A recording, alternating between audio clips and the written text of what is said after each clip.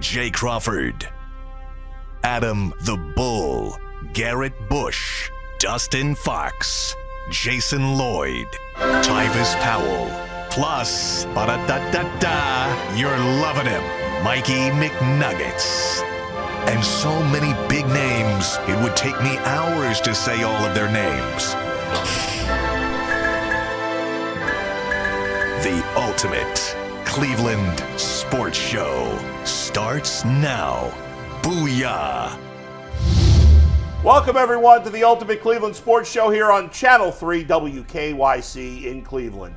Along with G. Bush and Jason Lloyd, I'm Adam the Bull. We've got Mikey McNuggets. We've got Steve and Anthony behind the glass. And we got a big show for you this afternoon.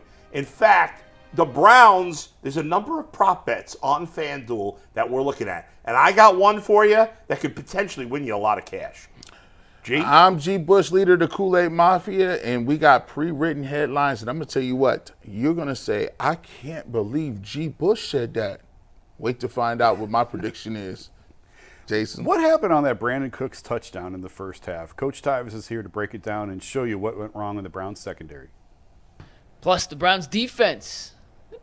Me and Bull went back and forth on how they played against Dallas. I said okay, Bull said mediocre. We're going to talk about whether or not they can bounce back in a dominant fashion against the Jaguars. But first, Bull, we got to start with Deshaun Watson. We should start with me calling myself out because I screwed up the order You did. of the intros. I went to G instead of Jason. I was going to let you fly, but you did. I don't believe it. I call myself out when I make a mistake, so let's get to it.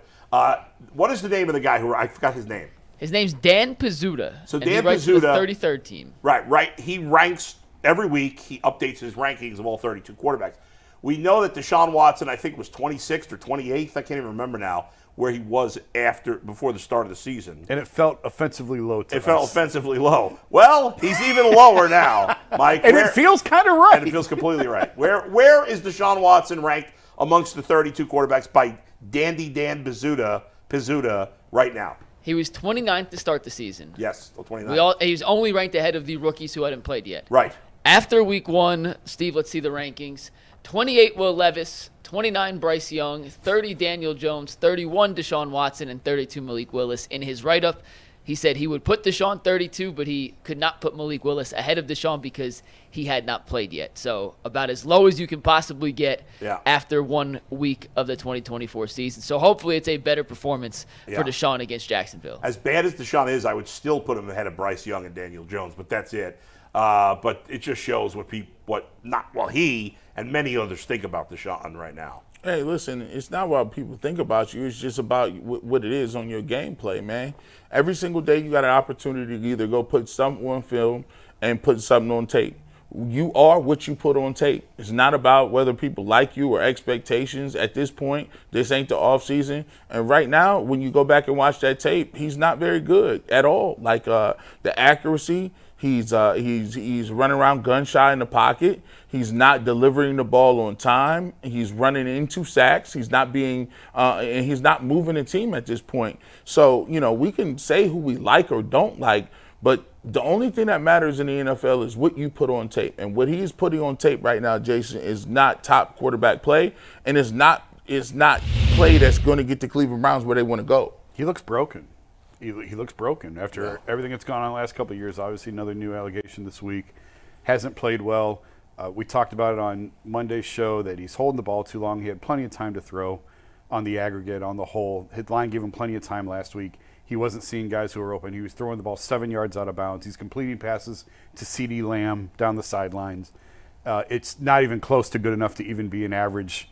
It was just very alarming and jarring, given the injury that he's coming off, the shoulder that's, frankly, we don't have a lot of history with the quarterback trying to come back from the injury that he's had. And it very well may be that his shoulder's shot. Like, that very well might be the answer. And not to be an alarmist on this, but he's playing for his career over the course of the next month. We have really rarely seen anything like this. This guy, for 4 years in Houston, was one of the best quarterbacks in football. Yeah. No matter how you slice it. The consensus was that he was one of the best quarterbacks in football, maybe the second best quarterback in football at one point. And now he looks unplayable. Now, there's still time, believe it or not. It feels terrible. It feels impossible. There is time for him to turn it around. He's going to get at least a few more games, I would think. But I can't remember. Like, I know Carson Wentz was on his way to an MVP season with the Eagles. He got hurt. He got replaced by Nick Foles, and he's never been the same guy since. But he wasn't as good as Deshaun Watson. No. I don't know that we've ever seen a player this young in their career go from Pro Bowl caliber to unstartable this quickly. And a lot of people just want to see, Jason said it, he's fighting for his career, but that's not hyperbole, man.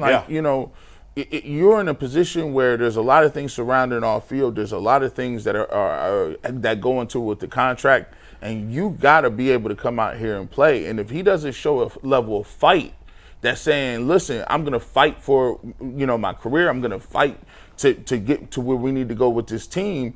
We just want to see that energy level kick up, and so your team can buy into what you're doing. Yeah. Guys, obviously Deshaun Watson has to bounce back in a big way in this second game. Besides Deshaun Watson, who do you think needs to bounce back the most for the Browns to have success? Jason, why don't we start with you here? Myles Garrett. I don't know interesting one. I don't know that he necessarily needs to bounce back, but I think he needs to have a really impactful presence. There was times where he was double and triple teamed last week. There was times where he was manned up one-on-one in blocking schemes. And it just feels like he needs to – we've talked about it on the show multiple times. A lot of his best numbers come in September. Obviously, you want to see those in November and December. But right now, this team needs a lift. And to me, he's the best player on this team. So he needs to play like it on Sunday. And, again, I don't know that he played poorly against Dallas, but they need a big effort out of him this week. Gee. I'm going to go off the page a little bit. Coach Kevin Stefanski. You call in plays now. You and Ken Dorsey have gotten together with this brand new offense. We didn't see that offense. We didn't see the RPOs and the motions and all the good stuff in the vertical passing game you promised. And one thing that I'm most disappointed in is the simple fact that you did not run the football enough. You did not establish a run. And I get the fact that you were down, and when you get down, you're going to have to throw the football more. But the Browns need to get back to being more intentional about running the football. And if you're Jerome Ford and they give you an opportunity to get the football, it's okay to take 3 yards. It's okay to take 3 yards and don't hit a home run. The Browns are not good enough to drop back and be in 5 wide and throw the ball 50 times a game. They got to establish a run and an identity up front. You still got Batonio, you still got Taylor, you got DeJuan Jones, who's bigger than the continent over there. Let's run the football, man. You guys with good answers, but the wrong answers. The right answer is Jeremiah Owusu-Koramoah. The Browns linebacker just got a new contract. He was an absolute star last season. In fact, when the Browns defense started falling apart late in the season, including that playoff game against Houston where everybody played poorly, JOK played great. Yeah, he had 9 tackles. That's fine and dandy. But he, last year, almost every game, made multiple impact plays. He made no impact plays in this game. Nothing that stood out. He made his tackles fine, but no game-changing plays. Myles Garrett's going to make his game-changing plays. Denzel Ward's going to make his game-changing plays. But they need it from the third level, the middle level, and they need JOK to have the impact that he had quite often last season. Cause havoc in the backfield on the running game, cause havoc throughout the field in the passing game. They need JOK guys to play like a star. Yeah, if they want to be, I was a little disappointed in the defense, and I know people say the defense played fine, but you can't have your defense playing fine. If they want to be known as one of those top, I don't remember Ray Lewis and the Baltimore Ravens just playing fine some days. They brought that level of intensity, and that was the alarming thing. We did not see the energy level from Saw the it defense. early, the first 5 minutes, and then it just went away. All right, so speaking of the defense, the Browns' defense obviously had a great season last year, although it ended poorly with that bad performance in Houston. They did not play particularly well against another Texas team in the Dallas Cowboys. Now they play Jacksonville. We know Jacksonville's got their problems on defense, but they clearly have a lot of talent on offense. Are you concerned, G, that Jacksonville will be able to take advantage of the flaws in the Browns' defense like Dallas did? Yes, I do. And you'll see that on my pre-written headlines. Give you a little sneak preview. I just think when you got Christian Kirk, when you got Travis Etienne, a guy out of the backfield that can catch the football. Brian Thomas is a guy who you go back and watch him burn Jalen Ramsey, one of the better corners in this league, and Evan Ingram at tight end. They're a patchwork group up front. But if Trevor Lawrence can get the football out quickly, and he's playing better than what we see Deshaun Watson playing right now, they got a lot of different ways that they can, isolate you on different levels, out of the backfield, over the middle, with the tight end. They got the speed guy. They got guys that are going to be possession receivers. Jacksonville has a lot of weapons, and I think they're going to be better in week 2, Jason. The Browns defense did not play well on the road last year. They were dominant at home. We really struggled on the road. That's a little bit of a concern. You have to see, hopefully that gets cleaned up. This team saw Trevor Lawrence last year, but it was not Trevor Lawrence at his best. He was coming off a high ankle sprain, although he was moving around pretty well on it, but he still was far from 100% last year. So he's going to be better. Yeah, I think there's a lot of reasons for concern about this Browns defense going up against Jacksonville. They got a ton of weapons, and we usually see a big leap from week 1 to week 2. Jacksonville, I'm sure, had things that they wanted to clean up coming off their game against Miami. And I think it's cause for concern on how this Browns defense will respond, particularly playing on the road.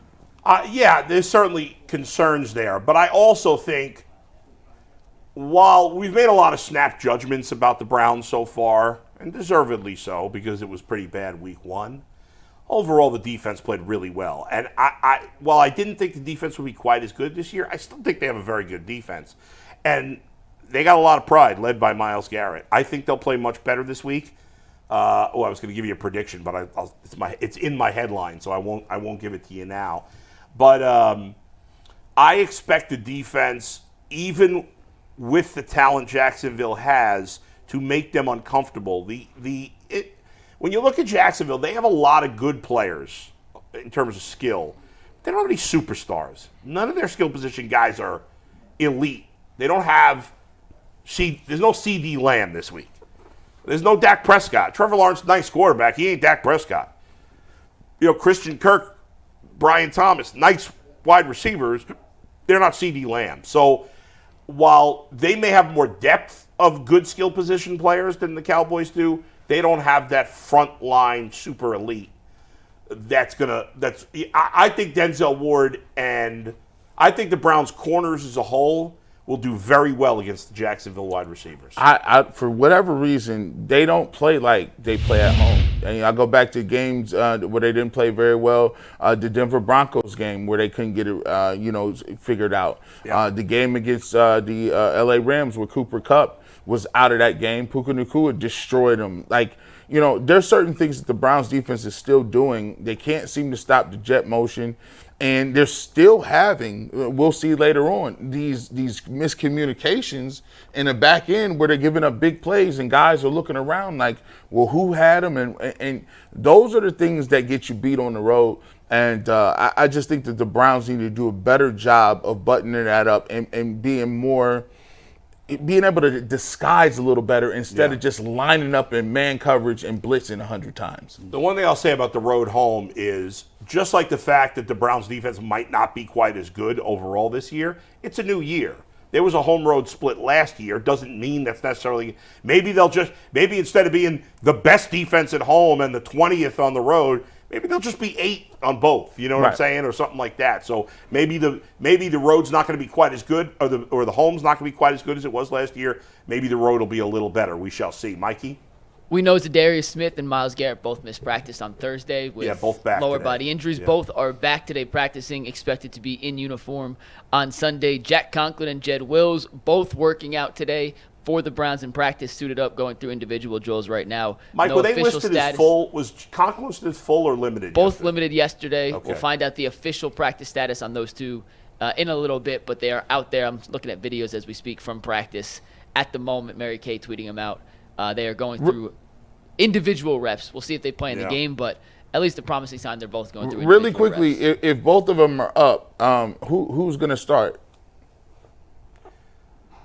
I think they both, Between Conklin and Well, who's the if who are the two starters? Jed and Conklin are up, ready to go. If Jed's ready to go, I think Jed will start. Right, but could Conklin start over DeJuan Jones at right tackle? No.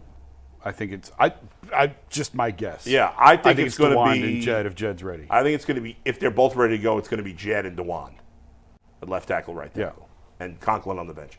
All right, we got one more topic here before we take our first break. And FanDuel all the time puts out a bunch of prop bets, scoring props, all kinds of things for each regular season game.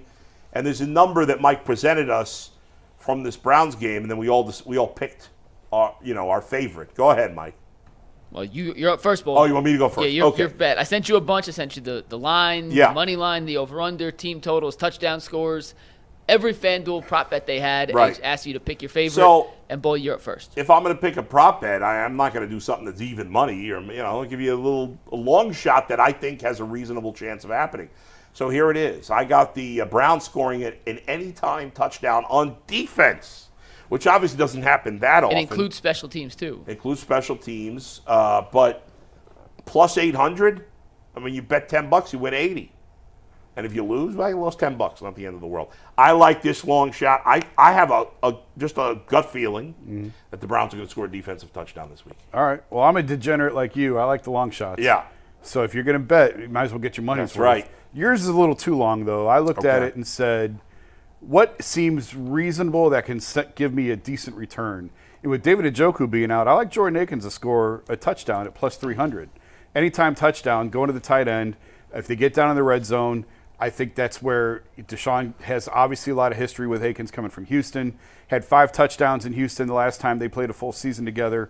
Obviously, he's more of a backup here to David, but I just liked the tight end as a red zone target in the end zone.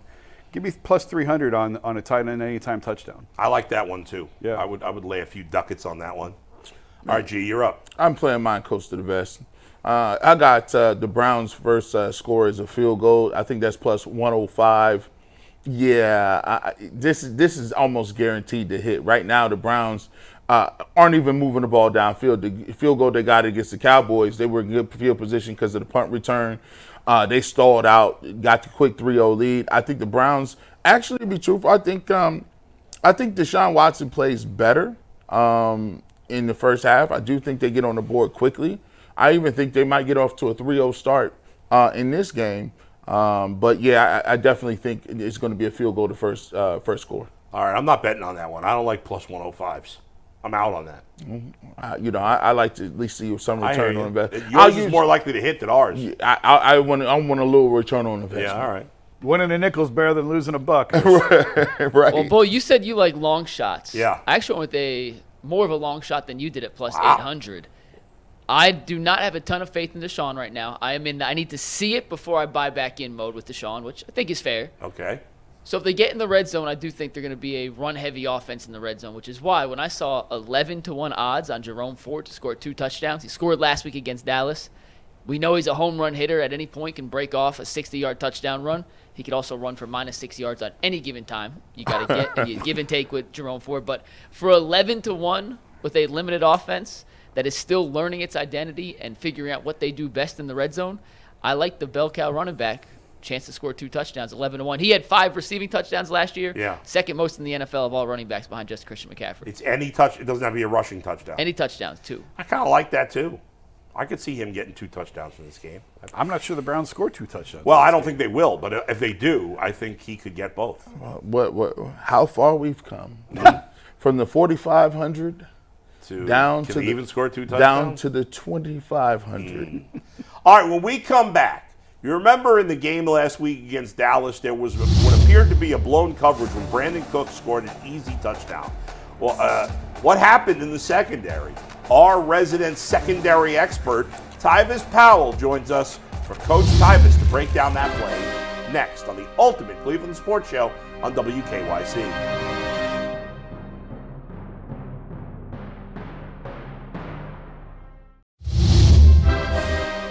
Welcome back to the Ultimate Cleveland Sports Show on WKYC.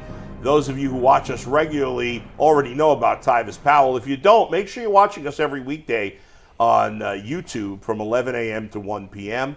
Tyvis, of course, is a national champion with the Ohio State Buckeyes and a former NFL player. And during the football season, we like to get insight from Coach Tyvis. So there was a big play in the game last week where Brandon Cooks got a touchdown on what appeared to be blown coverage. What happened on that play? Let's send it down to the other studio with Tyvis Powell and Mikey McNuggets. Guys, take it away.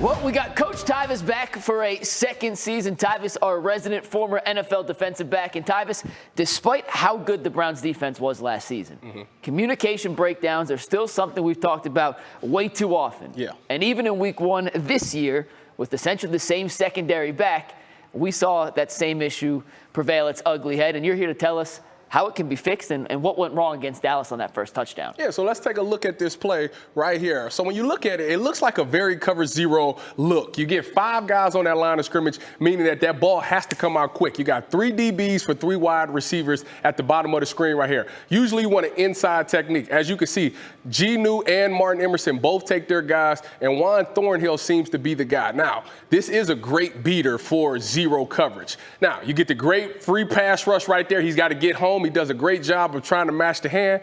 Dak just does an incredible job of throwing this ball to an open spot. He knows that Brandon Cooks is going to hit this 7 cut, and there's going to be a lot of room there, and he gets the ball there. Juan Thornhill and Martin Emerson say that there was a coverage bust outside of this. Well, communication's big because, as you can see, at the end of that play, Juan Thornhill turns right around and looks at the corner and asks, where were you at? So to fix this, they have to talk about what they see. If Martin Emerson is supposed to be this outside piece, he needs to have communication to know that he's supposed to be there. Communication is big because it gives up touchdowns, as you can see. Do you fix that on the practice fields or in team meetings? Where does that fixing process begin? Well, it's going to start in team meetings. I mean, you're going to actually go in there, you're going to watch the tape, and they're going to talk about it. And as you see after the play, they already talked about it, so it's already in their head. The coach is going to ask, did you guys communicate this pre-snap? The answer is obviously no. If they go out there and they talk about what they see, Juan Thornhill, it starts with the safety because the safety can see the whole entire picture.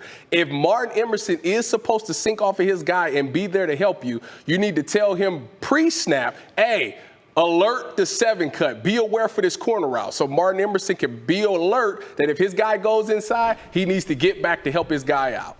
Tyvis back and better in year 2 than ever. Bull, back to you.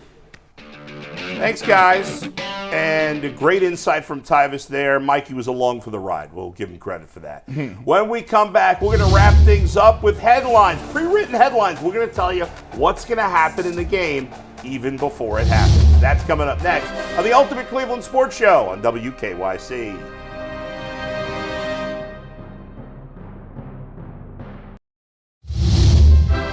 Welcome back to the Ultimate Cleveland Sports Show here on WKYC Channel 3. Again, if you've never watched us before, welcome. And if you want to start watching us more often, every weekday from 11 to 1 on YouTube. It's now time for something we do every Friday before a Browns game. Pre-written headlines to give you the result, hopefully, that you want. First, we go to Jason Lloyd. Jason. Deshaun Watson, his availability this week, mentioned a boat and being on a boat. So my headline for this week, unfortunately, is sinking ship. Ooh. Watson and the offense stumble again, 24-10 loss to the Jaguars.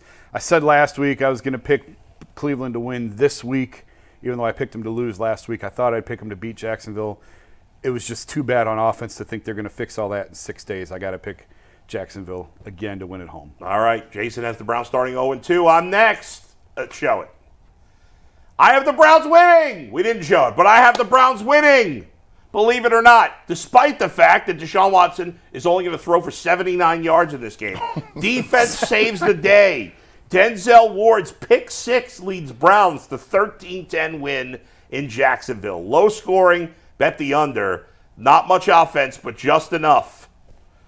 And the Browns win on a defensive touchdown, plus 800 with the defensive touchdown. Look at you, sunshine and roses. I said Deshaun Watson got 79 yards. You big homer. Yeah. All right, G. Bush, you're up. Yeah. Usually I come in and save you guys with the Kool-Aid, but Yeah. this time it ain't going to work, man. I got it's looking bad right now. Robbing Peter to pay Paul. Watson plays better. That's the good news. The bad news, defense gets exposed for 34 points in a loss. Back to the drawing board. All right, let's go to Mike for the final headline. Real quick, you heard Cat's got your tongue. Well, I have Jags got Stefanski's tongue. Coach pleads the fifth when asked about QB changes after an ugly 0-2 start. Oh, We boy. could be talking about that by next week. Make sure you watch the Ultimate shows. The Ultimate Brown Show with G. Bush. The Ultimate Guardian Show with me and Zach Meisel. The Ultimate Cavs Show with Jason and Mikey McNuggets. The Ultimate Buckeyes Show with Tyvis and Dustin. And the Ultimate 216 Show with Earl the Pearl. We'll see you on Monday, hopefully, after a Browns win on the Ultimate Cleveland Sports Show. Peace.